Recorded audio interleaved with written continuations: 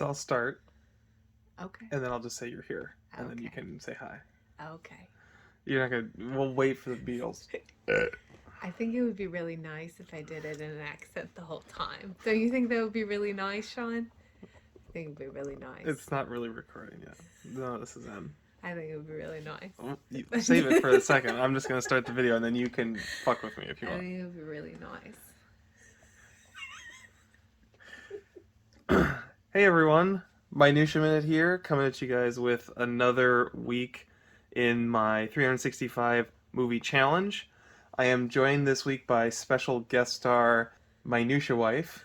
Say hello, Minutia Wife. Hello. So as you guys know, I'm super into sci-fi, horror, B-movies, etc., and I thought it was important this week to show my versatility in what other types of movies I like to watch, which is why my Minutia Wife is here, because she's holding me accountable this week to making sure I watch some different things. So, my Minutia Wife, do you want to share what our big deep dive was this week? I do. It was a great surprise as I was lured into the basement thinking that we were going to be watching yet another John Woo movie. Well, they don't know that we're watching John Woo movies yet, because that's not Spoiler spoilers. alert. And I was pleasantly surprised when the credits of this movie began to play. So, what is this movie? Grey Gardens.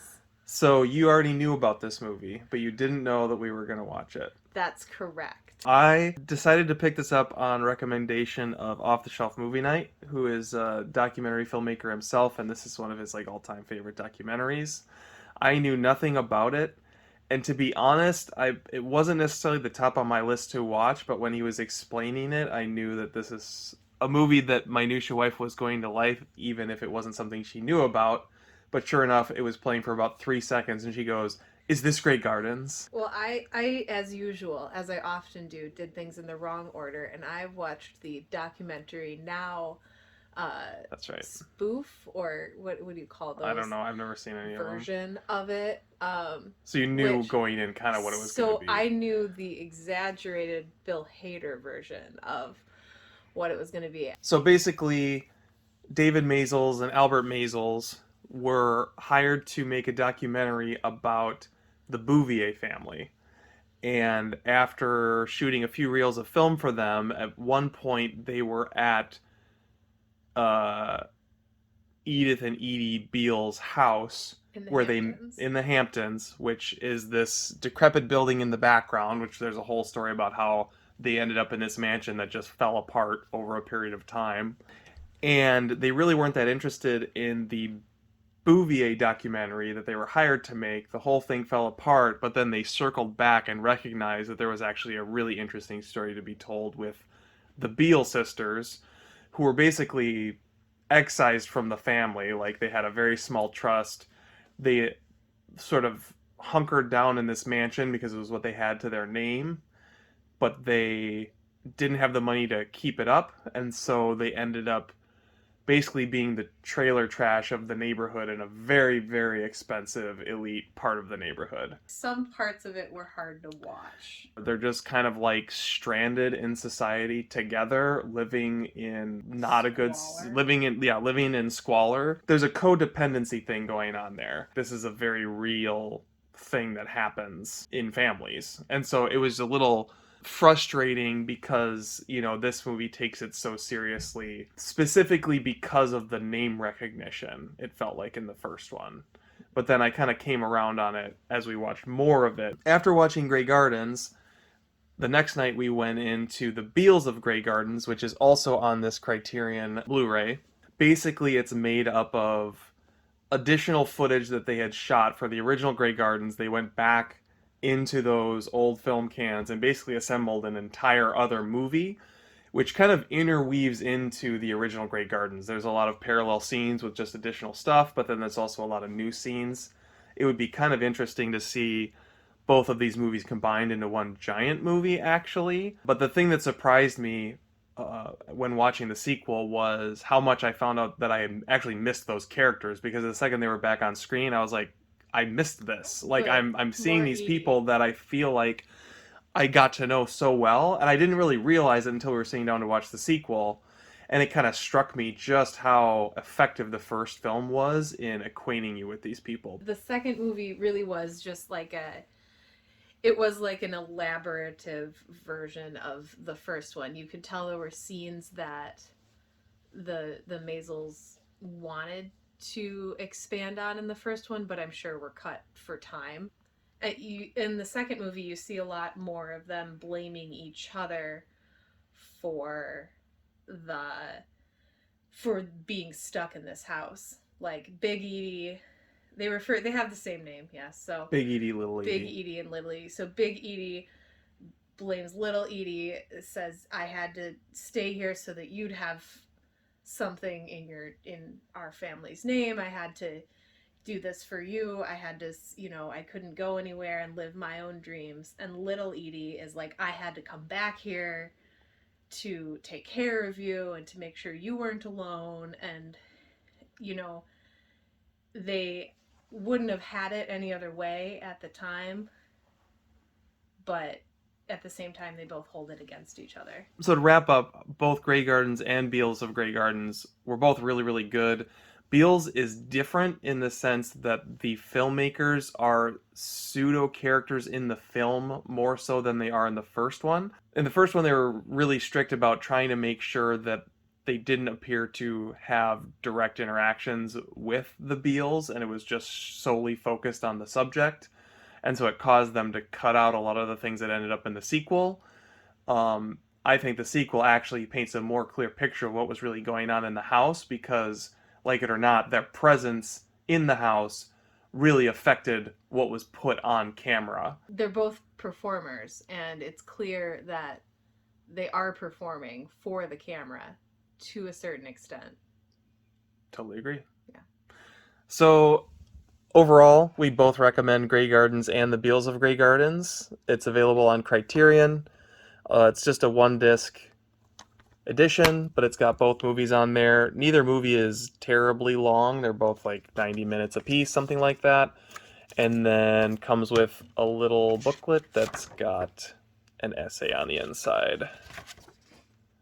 Very Criterion. Very Criterion indeed. So by the time we got done with Beales of Grey Gardens, we were hooked on this family. And so where did we go next? We went to the HBO original movie starring Jessica Lange and Drew Barrymore as Edith and Edie, respectively. So what did you think of 2009's fictionalized version of Grey Gardens? I loved it. The best part about it by far was that we got to see in living color this house and this family at their heyday. It was a summer party house in the Hamptons. They were a very popular family, and they loved to throw parties that went late into the night, and there was singing and dancing, and as I said, they were performers, the Beales. So it was really great to actually see that and not just rely on their stories. Yeah, the movie was interesting. So this is the type of movie I would normally avoid. Usually if there's like a documentary about it and then someone makes a movie out of a documentary, that falls for me kind of in the remake camp, only like even more unnecessary because you can actually see the real events. So I was really unsure if I wanted to watch this, but we were on this journey, so I said, what the heck. And I can't say that I loved it, but it definitely was interesting seeing them piece together the history. And a lot of the stuff you see in flashbacks in the fictionalized version is explained by one of the Beales in the documentary. There's actually a fair amount of it where either it's directly referenced by them in conversation or it's like very obvious reading between the lines. My biggest problem with the movie was it definitely painted a clear picture of Big Edie as the villain of the story, and Little Edie is trying to break out, which I think is a very major slight on Big Edie because it's clearly much more complicated than how the movie portrayed it. But the performances were very good overall. I thought that Jessica Lange as Big Edie was actually incredible. She Spot completely on. disappeared It into the role. it was actually kind of scary. Yes. And even Drew Barrymore even looks like little Edie, but it's hard not to see Drew Barrymore. Yeah, and like I've never seen a movie with Drew Barrymore where I was like, man, she just really did a great job acting. So there was actually one more movie that we found that fit into this Grey Gardens category, which I don't actually have a ton to say about this one, but it's called That Summer.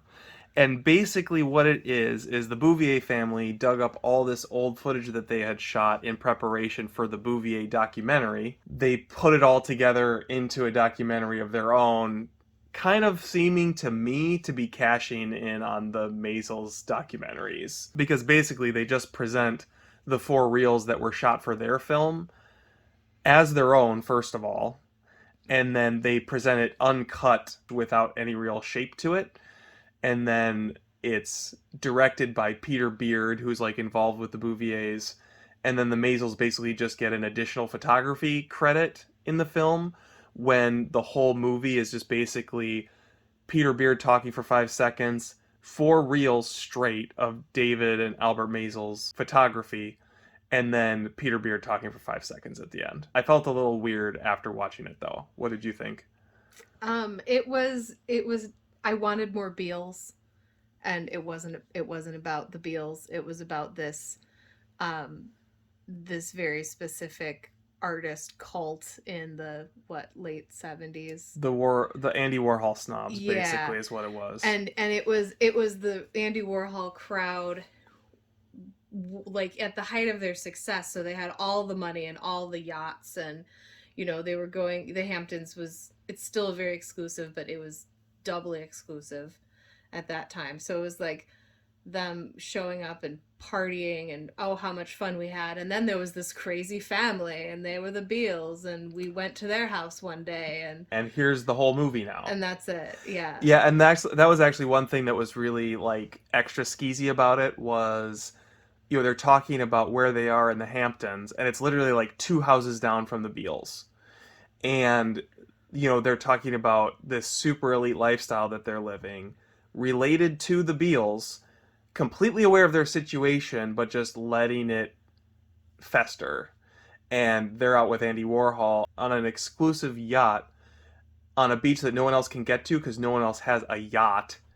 And meanwhile, these guys are living in squalor, and they don't really seem to care until the newspapers pick it up that, hey, Jackie Kennedy's relatives are destitute. And the movie does, goes through great pains to make you feel like these people really cared about the Beals. And maybe they did. It's not for me to say, but I was not convinced by the documentary. I found the double standard of it at the beginning to be a bit insulting to the legacy of the Beals, but that's also just outside viewer looking in.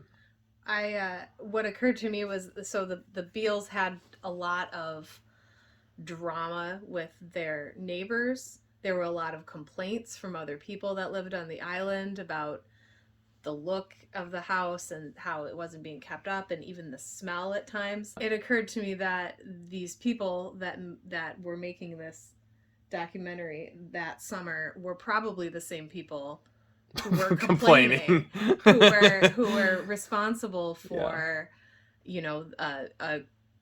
for example, a crew going in and literally fire hosing the house because it was so disgusting. Okay, so final thought on That Summer. If you are, you watch Grey Gardens, you watch The Beals of Grey Gardens, you watch the Grey Gardens fictional film, and you still want more, I guess you could watch it, but that's probably the one movie out of these 4 you could probably skip. Midway through the week, I'm thinking we need to keep this theme going, but I'm out of Grey Gardens movies. First, we continued down the Maisels rabbit hole and watched Salesmen. I liked this movie a lot. I mean, it's not the magic of Grey Gardens. It was a really interesting movie to watch. Basically, it follows Bible salesmen in the late 60s, mid to late 60s. I think it was actually filmed in 67. Watching their tactics, how they attempt to sell people Bibles for literally $50, which in today's money was $375, which is insane to think about. They were beautiful Bibles.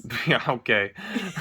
They're gilded. They had artwork. They had They photos had so many pictures of the promised land. of the promised land. But just, yeah, some of the dirty tactics of that, but then also like the toll it took on the salesmen themselves, and how hard it was to meet the sales goals, and the kind of level you had to stoop to in order to make sales. Some of them still were not successful, and it just kind of follows the plight of this kind of forgotten profession at this point. It wasn't forgotten at the time, but looking back on it, it was a very interesting slice of life from the period. The thing that struck me is this doesn't happen anymore. Is a strange man comes to your house And people let him in. and you let him in and you talk to him for 2 hours and you give him tea and coffee and whatever, and that's their goal, is to be your friend by the end of it. So you buy. So you feel guilty and have to buy from them. Right. And there were some instances where you could tell the people fell for it, and then us as the audience, I felt bad for that. I'm like, oh no, it worked. And they actually do kind of explain how they get in the door. It's not quite just, oh, everything was Twinkies and Sunshine in 1967. They were affiliated with local churches. So, like, their hit list came from the churches that those people went to. So, like, the business would contact the church would give them the names of these people, and then they would come to your door as if they were representing the church. Like, that was one of their tactics. I don't know what the economy was like exactly in 1967 specifically, but these places they were going, like, they were hitting like Skid Row, like they even said, like, we're going into these like poorer neighborhoods to try and extract money from them. I thought it was very interesting we learned this in the extras a little bit. These guys, at least a couple of them, were people that the Maisels had grown up with. They were their childhood That's friends. right. We that was in the documentary or in the liner notes or something. Yeah, that's right. it was in like the after bit that we watched. And I thought that was very interesting because really the Maisels are they're living their dream, right? They're documentarians, they're filmmakers, and their friends are Stuck in a dead end Bibles. job. Mm-hmm. And some of them are successful. One of them in particular is not very successful. By the end of it, you're very worried for him. So I guess to conclude with Salesman, to be honest, the more we're talking about it, the more I like the movie in retrospect. Not that I didn't like it before, but like thinking back on it and actually talking it out, it actually makes the movie a little bit more powerful in my mind. So just kind of an interesting afterthought. We had one more movie, and I haven't seen Gimme Shelter yet. And I thought about putting that one in there to finish the week out with Maisels, and then I said, you know what? I want to go back to the Hamptons. And we made a choice. And boy, what a choice we made. After wrapping up a lot of pretty darn good movies, we decided, you know what? We just really ought to take this opportunity to watch Something's Gotta Give, starring Jack Nicholson and Diane Keaton. Yep. Jack and Diane, but that song is not in the movie, which I was surprised by. Missed opportunity. This film is written and directed by Nancy Meyers, who I think has a career because everyone confuses her with Nora Ephron, who actually makes pretty good romantic comedies / quality films. Other than The Holiday, every single other movie she has are like the romantic comedies I hate the most. And luckily, Something's Gotta Give sure gives me something to talk about. So why don't you start us off, Kate? What did you think of Something's Gotta Give? Why don't you share just really quick, 2 sentences, share the premise. Jack Nicholson is a quintessential old dog who only dates young women way out of his age range, and is dating Amanda Peet, who is Diane Keaton's daughter. And through a series of events, they end up in the same house in the Hamptons, and new relationships are built. Yeah, so basically this movie is The Graduate in reverse. Instead of the mother stealing the daughter's boyfriend, the mother steals the daughter's boyfriend. Right. Oh my god. It was not good, guys. It was not good. Yeah, so I guess here's the thing about this movie. This is unfortunately the worst era for Diane Keaton and Jack Nicholson, first off. So, like, their acting in it is some of the worst acting. It's basically them mugging for the camera. Ultimately, they're just giving their kind of trademark looks the whole movie. On top of it, the script is incredibly trite and devoid of substance. There's some very surface level drama.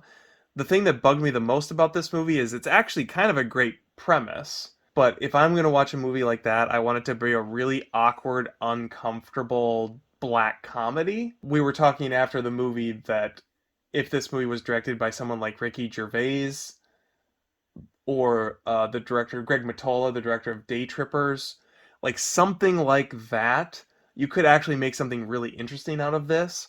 But all of the real dramatic tension of like the mother, daughter, other man who's elderly, all that stuff gets kind of conveniently swept under the rug.